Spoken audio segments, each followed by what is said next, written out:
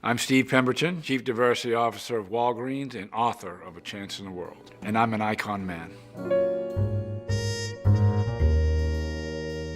I was born in New Bedford, Massachusetts, and I grew up in foster care. I'm African American of light complexion, blue eyes, and my birth name was Steve Klakowitz. So I didn't know where I had come from and who I belonged to and who I looked like. My childhood was spent trying to figure exactly that.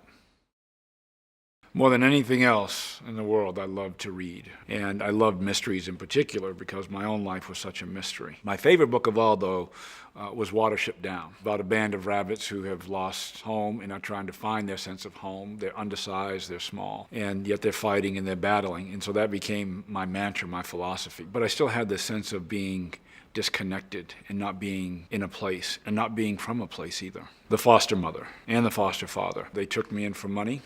And I knew it. They were capable of those moments of compassion and family.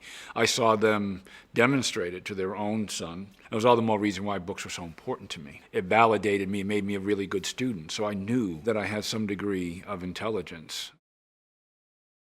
I wanted so desperately to go to college. I had my heart set on Boston College. You couldn't tell me I wasn't going to Boston College. But I'd run into an obstacle, and that is the foster family that refuses to fill out any forms. And they wanted to keep me under their control for as long as possible. And so it gets to the point where with my social worker, I say, I need you to step in here. He calls the family and he tells them, I'm coming to get his things and I want his things to be ready.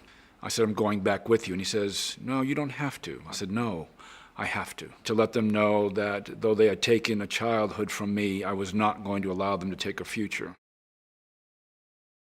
You don't have to accept the situation and circumstance that you've inherited, but you can build something from it, and from adversity can come extraordinary accomplishment.